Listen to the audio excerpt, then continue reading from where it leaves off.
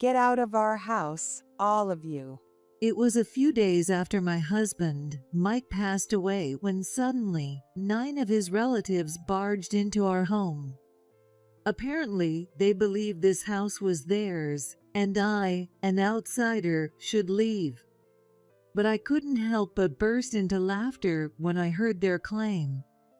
Not knowing the full story, they glared at me, demanding to know what was so funny. Don't you all know?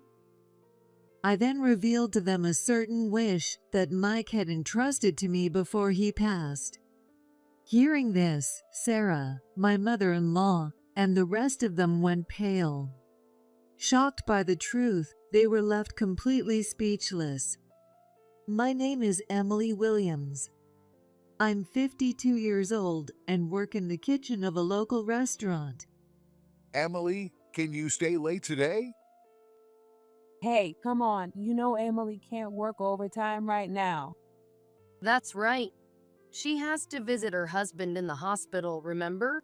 We all agreed we'd cover for her until he's discharged. Oh, that's right.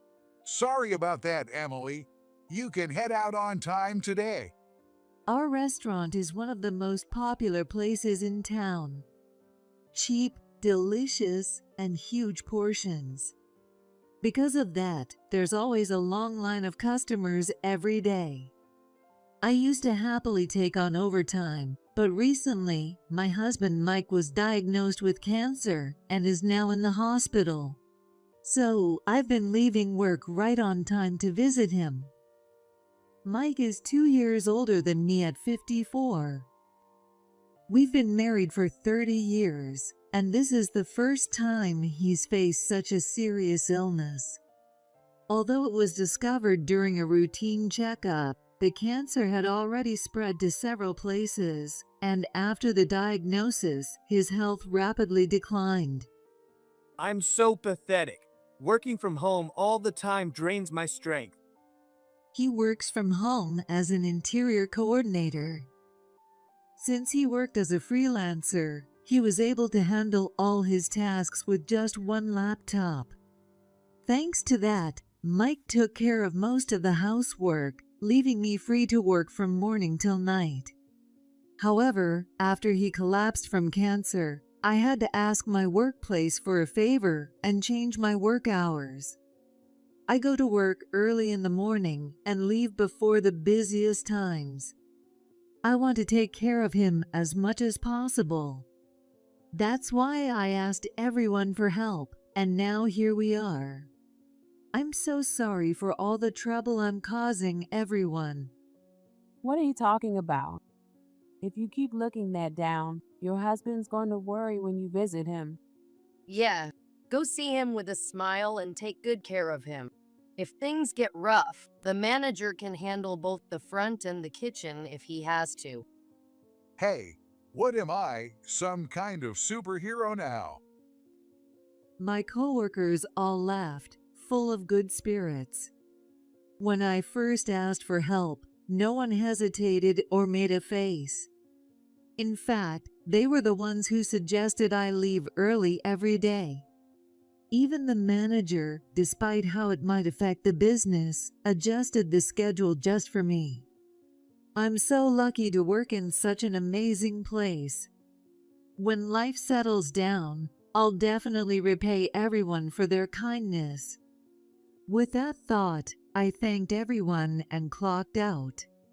I quickly got ready and rushed to the hospital. Hi, Emily. Perfect timing. The doctor's with your husband right now.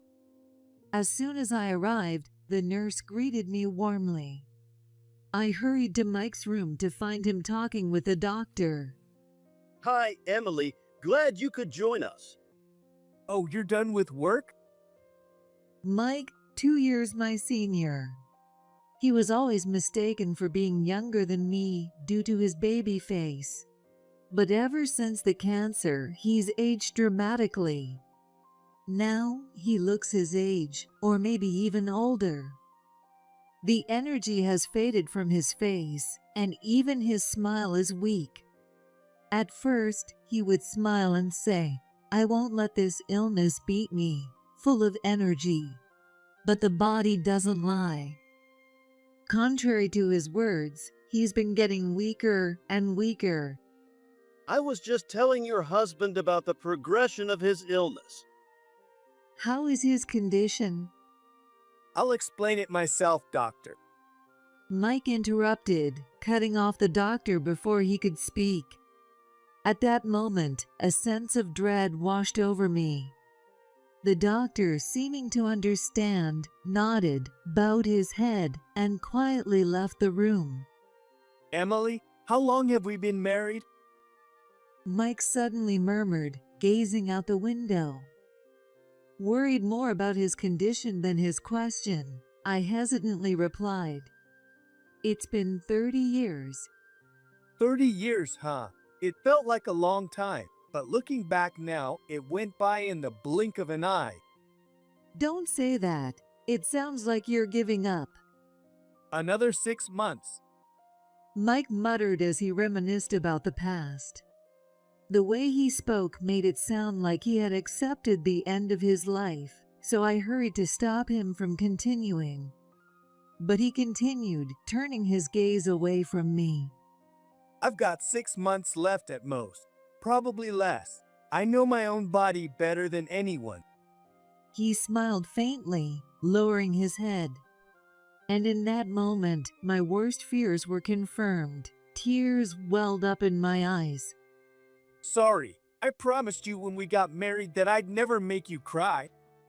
Noticing my tears, Mike lifted his head and gave a troubled smile, gently wiping them away with his fingers. But I could see tears forming in his eyes too, which only made me cry harder. I couldn't hold back the sobs that escaped me. When I get to the other side, I'll have to apologize to your parents.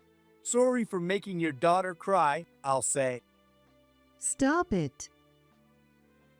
Life without him, it would be unbearably lonely.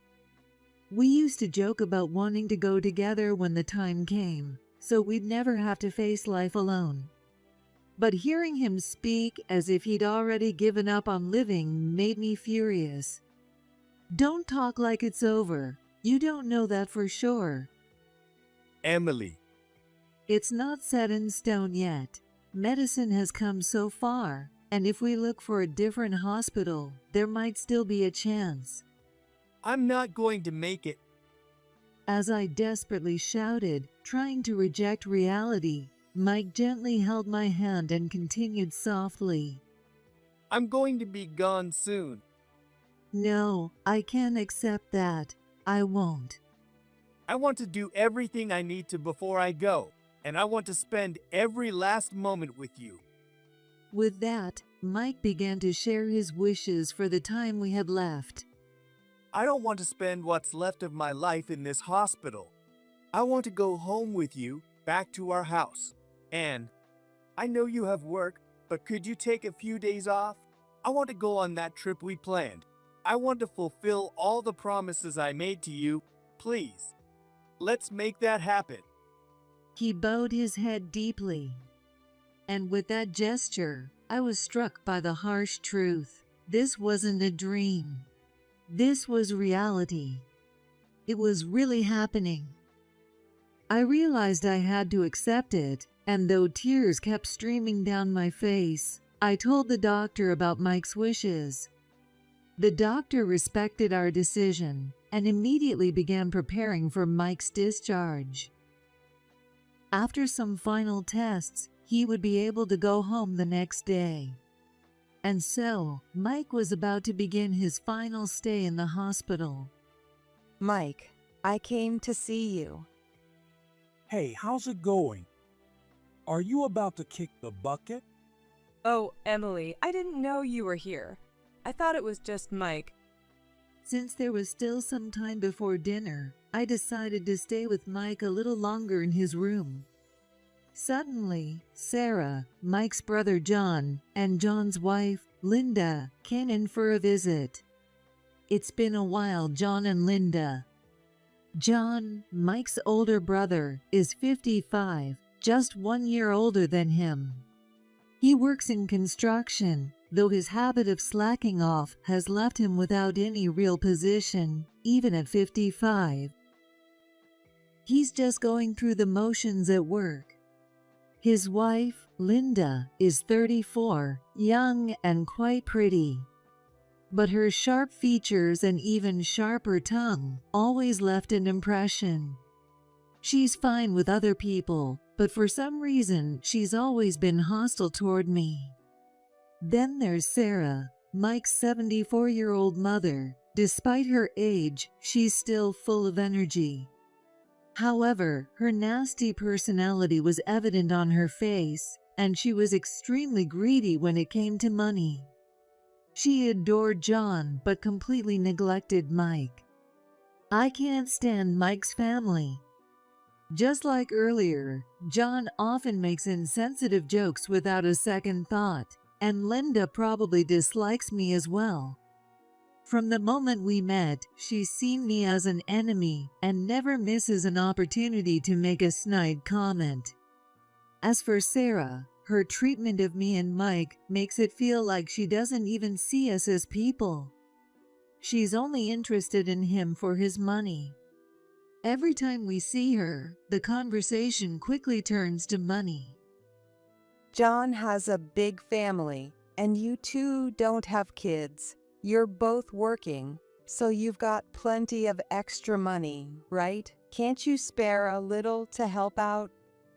It became routine for her to beg for money like that. John's family includes Sarah and a total of 9 people.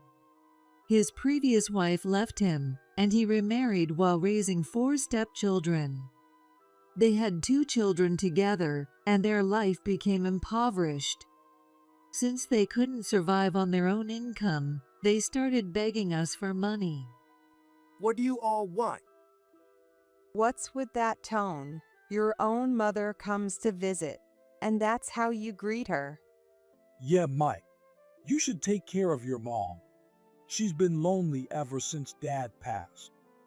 The change in Sarah and the others' attitude began after my father-in-law passed away. He was a strict man, but very fair and reasonable. While he was alive, Sarah never acted this way. The family used to be close, everyone getting along well. But after his passing, it was like a weight was lifted off Sarah's shoulders, and she completely changed. The only reason she had been considerate toward us was because of her husband's influence. Once he was gone, she had no reason to continue and started treating me like an outsider. With Mike, all she talked about was money, and that's how things have been ever since. John had actually been disowned after he ran away with his first wife. But once their father died, he was welcomed back, along with Linda. Even though this town offers a lot of support for raising children, raising 6 kids requires a lot of money. Mike often expressed his frustration at how naive they were about that. This month's been tough. We could really use some financial help again. What? Are you serious? How can you ask for money when Mike is going through something like this? Stay out of it. This is family business. Exactly. I couldn't believe the audacity of Sarah and her family, and I yelled in frustration. But John just brushed it off. Linda stood beside him, smirking at me, even making a shooting gesture like she was waving off a dog. Sorry, but we don't have the money to spare right now. That's not going to work for us. We came all this way because we figured you'd have something for us. You're really such a useless son. Sarah muttered under her breath, not even caring if Mike could hear or not. At this point, I was about to lose my temper with these 3, who clearly had no sense of decency. So, how are you doing? What's the status of your cancer, and when will you get out? It was obvious she wasn't asking out of concern. Knowing Sarah, she had some greedy plan in mind. She probably wanted to know because it had something to do with money. I have 6 months left. I'll be discharged tomorrow and I'll spend the rest of my time at home. You're kidding. The moment they heard that, Sarah and the others' eyes lit up. Instead of being shocked, they looked excited, like this was good news for them.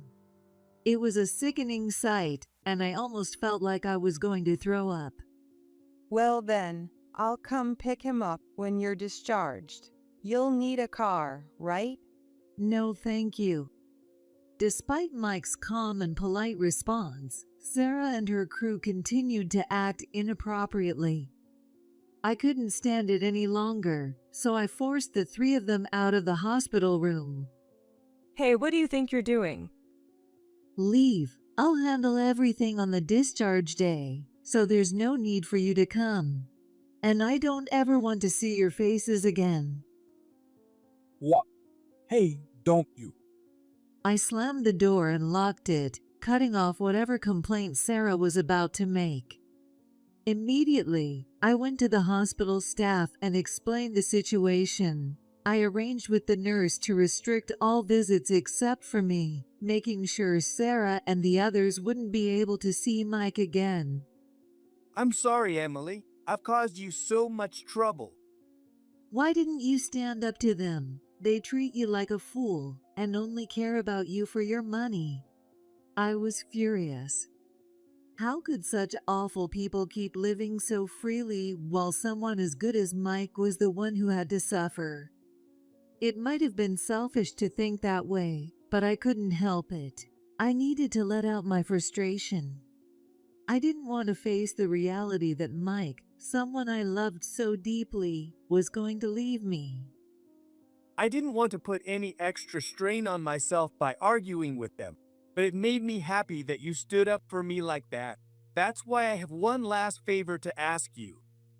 A favor? Then Mike entrusted me with something. What he told me was so shocking that I couldn't hide my surprise.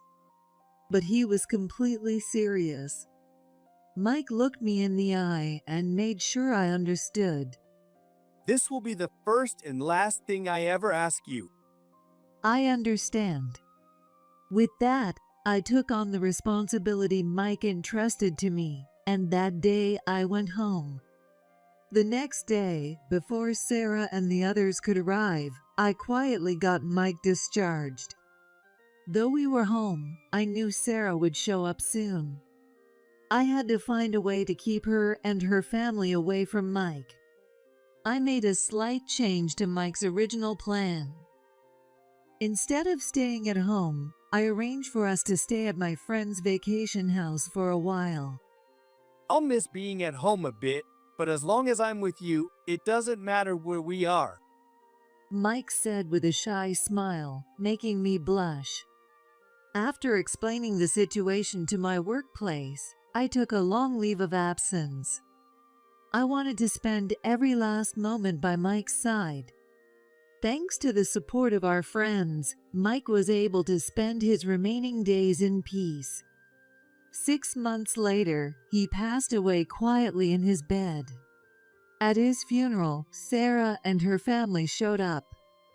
I braced myself for some kind of confrontation, but instead, they just smiled, looking at me with strange, almost creepy expressions. The sight of their grins sent a chill down my spine. What was that about? I soon found out exactly what their smiles meant. After the funeral, I returned home to start sorting through Mike's belongings. The doorbell rang, and when I opened it, there were Sarah and John standing at my doorstep, loaded with luggage. We heard from the neighbors that you were finally back home. What's with all that luggage? Sarah grumbled as she tried to push her way into the house. But I stood firm at the entrance, blocking her path. John glared at me, clearly annoyed. What are you doing? Move out of the way. I'm not moving. What's with all this luggage? And you brought your kids too. What exactly are you planning? Behind John, his entire family stood there. The situation was baffling, but I knew that panicking would only play into their hands. They were here with some scheme in mind. So I faced them with confidence. Then, with a mocking laugh, Sarah said something unbelievable. Starting today, this house is ours. Get out, stranger. I couldn't believe what I was hearing. Sarah and her whole family, 9 of them, were trying to claim this house for themselves. I was so stunned by their absurdity that I couldn't even find words to respond. It's only natural for my son's belongings to go to his blood relatives, right? Besides, I've got his will right here, Sarah said, shoving the documents in my face. But instead of being intimidated, I burst into laughter, clutching my stomach. It was just too ridiculous. Sarah and her family looked so clueless. I couldn't stop laughing. What's so funny? Clearly offended by my reaction, Linda peeked out from behind John, glaring at me with annoyance. Still wiping away my tears of laughter, I delivered the shocking truth to them. You don't know, do you? This house is mine. What? Huh? Sarah and the others stared at me, utterly confused, their faces blank with disbelief. Their faces looked so ridiculously foolish that I almost burst out laughing again. But I held back my laughter and went to grab some documents from the room to reveal another fact.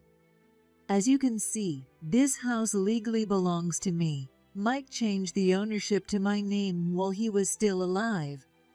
What? Sarah's eyes widened at the mention of a title transfer. She snatched the papers from my hands, and John and Linda crowded around her, examining them closely. It's true. The house is in her name. The documents were real, and my name was on the deed. Realizing that everything I said was the truth, John and Linda began shouting angrily. But I remained calm and continued speaking without a hint of fear. This isn't fair. I thought the house was still under Mike's name. We changed it when he got out of the hospital. Mike wanted to transfer ownership to me while he was still alive, so we wouldn't have any problems later on. Sarah, growing desperate, interrupted, thrusting her so-called will toward me. That's impossible. I've got his will right here. Mike wrote this. Sure enough, the paper had Mike's handwriting on it.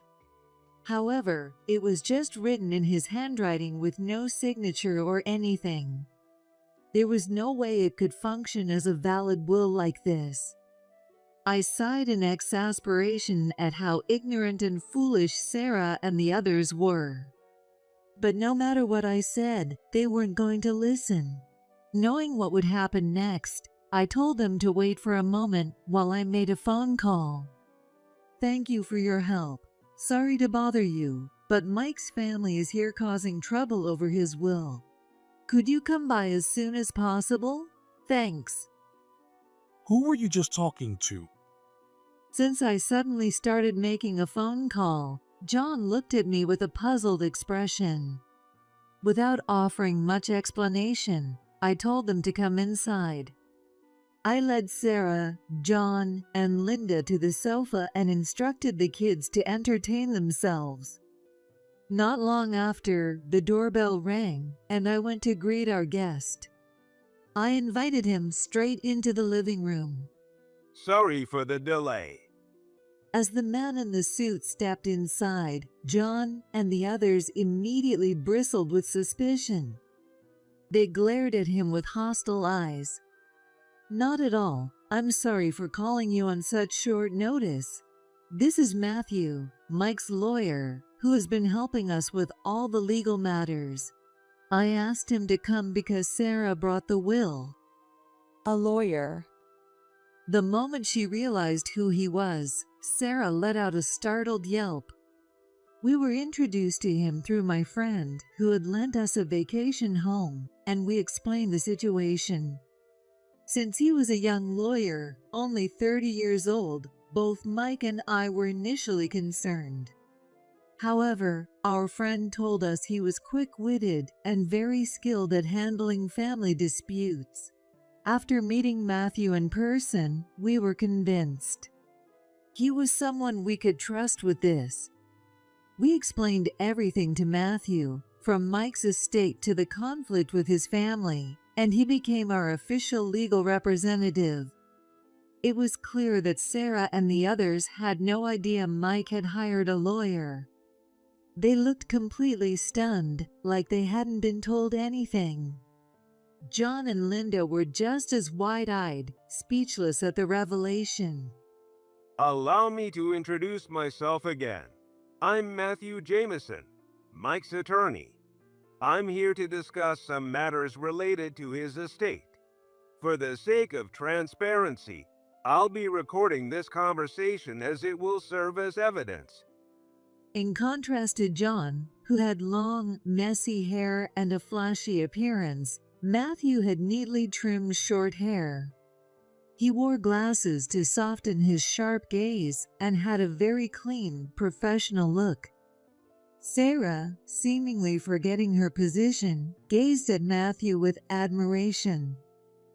He bowed respectfully to her. Sarah, along with John and Linda, returned his gesture, suddenly very polite. When she saw his business card and lawyer's badge, Sarah straightened up, realizing he was indeed a real attorney. John and Linda also straightened their posture, looking tense and serious. I sat down on the sofa next to Matthew, and our conversation began. Matthew smoothly activated the voice recorder, and the discussion began. Sarah, you mentioned you had a will. May I take a look at it? Matthew asked calmly. His steady tone seemed to unsettle Sarah, whose hands trembled slightly as she handed over the document. They were probably thinking that without someone to back them up, they might not get their share of the inheritance. That thought must have crossed their minds. There was no way they could out-talk a professional lawyer. They seemed terribly anxious, worried that things might turn against them, but Matthew silently examined the will that Sarah had handed him. After reading it over, he glanced at me and gave a small nod. Thank you. I'll return this to you now. Matthew handed the will back to Sarah with a polite smile. Perhaps his demeanor made them even more uneasy as they began questioning whether the will was legitimate. It was Mike's will, right? Yes, this does appear to be Mike's will. See? This means the house is ours now. Sarah said, suddenly gaining confidence. But just as she was about to celebrate, Matthew cut her off, the older one, that is. What? Sarah's face scrunched up in confusion, as if she hadn't heard him correctly. I said, this is indeed Mike's will, but it's an old one. The valid will is this one. Matthew pulled out a newer document from his briefcase, dated after Sarah's version, and read it aloud. All of my assets are to go to Emily. The previous will written for my mother is null and void, and this is my final will. What? Let me see that. Linda and John quickly grabbed the new will from Matthew's hands to inspect it. The newer will had a fresh date, a signature, and even a fingerprint, and since it had been arranged through a lawyer, it was obvious which will was valid. As Linda and John grasped the situation, the color drained from their faces, and Sarah's lips trembled.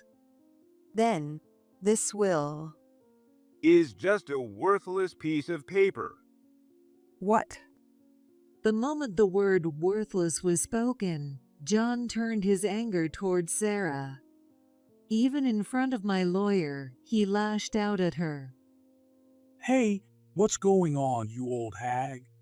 You told me the inheritance was ours and that you had it handled. John was hurling words at Sarah, looking like he was about to grab her any second. Linda tried desperately to stop him, but there was no way she could match his strength. John shook Linda off and continued to shout insults at Sarah. She cowered in fear. It was a chaotic scene. I couldn't stand it any longer, so I glared at John and calmly spoke.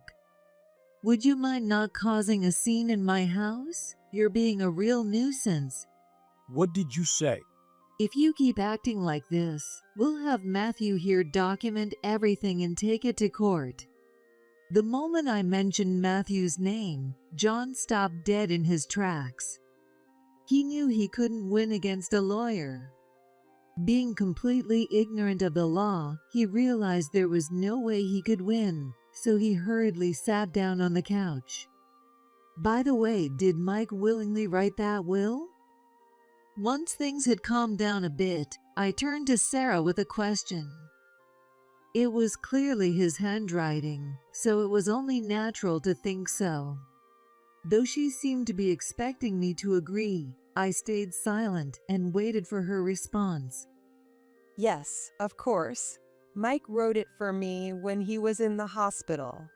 Really? Mike willingly wrote that for you? That's what Sarah's been saying all along. What's your problem? It must have felt like an interrogation, which clearly irritated her.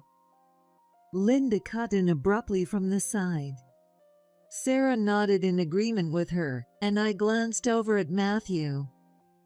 He adjusted his glasses and gave me a subtle nod.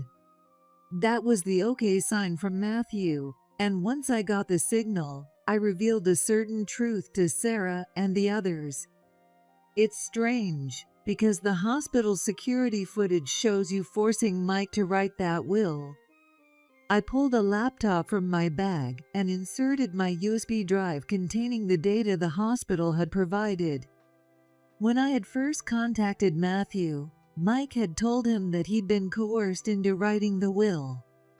We explained this to the hospital, and they were willing to cooperate by providing the security footage. I quickly downloaded the data and displayed the footage on the screen. We can't risk you dying and us not getting the inheritance. The footage showed Sarah, John, and even Linda pressuring Mike to write the will, using what were practically threats. If you don't want that woman to suffer, you better just write the will quietly. Yeah, Mike. As long as you do this, nothing bad will happen to her. The footage was from 3 days before Mike was discharged. Sarah and the others had asked Mike about the progression of his cancer as part of their plan. Their twisted intention was clearly to get their hands on the inheritance as soon as possible. That's not true. We were just joking around. Exactly. We were watching some TV show before going to the hospital, and the villain was so cool we were just copying him. Come on, we weren't serious. Can't you cut us some slack? Now that they knew they were in trouble, the three of them scrambled to make excuses. But their desperate words only fueled my anger. I could only sigh in exasperation at their pitiful attempts to cover up the truth. Not only do you refuse to admit what you've done, but you're actively trying to hide it. This is deliberate. Matthew, can we charge them with extortion as well? Absolutely. And we've got it all recorded. Matthew said with a broad smile as he picked up the voice recorder. John, Sarah, and Linda's faces turned pale as they realized they had completely forgotten about the recording. They were speechless, their mouths opening and closing without a sound. Given all this, I'll be making sure to file a claim for damages against each of you for what you've done to him. What? No, wait. Please, Emily, it was all Sarah's idea. We were just standing by. I never told him to write anything. Linda frantically tried to distance herself from responsibility. Her words triggered a new argument between Sarah and John. You all agreed to pressure him into writing the will. You're the one who said you could handle it, Mom. We didn't do anything but stand by. You were threatening Mike to hurry up and sign it. That's because Mike's appointment was coming up. It wasn't about the will. We were just running out of time. If we waited too long, Emily could have shown up. So, they had intentionally waited for a moment when I wasn't there. Linda unknowingly provided more incriminating testimony, but she was too caught up in the argument to realize it. The three of them continued their ugly dispute, and their children, who had been playing in the other room, eventually came over, curious after overhearing the argument. Some of them were as young as 2. I could see the fear in their eyes. The children were innocent. I understood that much. I quickly called over my oldest nephew, a 5th grader, and told him to take his siblings to another room, away from the adults' ugly dispute. Not fully understanding what was going on, he followed instructions and moved to another room, bringing his younger siblings with him. Once they were out of sight, I turned back to the 3 adults and said coldly, "Aren't you ashamed of yourselves? You call yourselves parents? What did you say?" You're standing here, blaming each other and arguing like children, right in front of your own kids. Don't you feel any shame? Passing the blame back and forth. It's pathetic." Linda, realizing what I'd said, glanced toward the door where the children had exited. Remembering how the children had left the room looking anxious, she came over to me, bowed her head deeply, and apologized. She pleaded desperately for forgiveness. "I'm so sorry. I admit everything, forcing the will, everything we did. Please forgive us." John and Sarah, desperate to salvage the situation, quickly followed her lead, offering their own apologies. We've got to provide for our kids. Please, just don't take away the money. If I have to pay damages, I don't know how I'll survive. Please, we'll make amends for what we did, but don't make it any harder. They were crying now, pleading for mercy. But their words only made me angrier. In the end, all you care about is your money, your livelihood. You don't feel the slightest bit sorry. That's not. We're just struggling, and we wanted you to understand. Do you know what that's called? It's called an excuse. John flinched as though struck by my words. Sarah and Linda had clearly been thinking the same. They were scrambling to apologize, though I wasn't about to let them off the hook. Before they could speak, I cut them off. It doesn't matter how many times you apologize. I'm not forgiving you. If you're worried about your children, then you'll have to work harder to make things right. If you hadn't done this to Mike in the first place, none of this would be happening. It's all your fault, so why should I have to forgive you? Doesn't that sound ridiculous to you? Their silence was enough. Now that you understand, leave. This house is full of precious memories, and I have no intention of sharing it with any of you. Please, Emily, forgive us. We were wrong. Please, Emily, I beg you. They desperately pleaded for forgiveness, but I coldly told them that if they said any more, I'd call the police. Realizing that getting the police involved would be a disaster. The 3 of them hurriedly gathered their children and belongings and left my house. Matthew and I watched them go, our eyes cold and unyielding. Once they were gone, we quickly locked the door behind them. Finally, it was over, and together with Matthew, I let out a sigh of relief.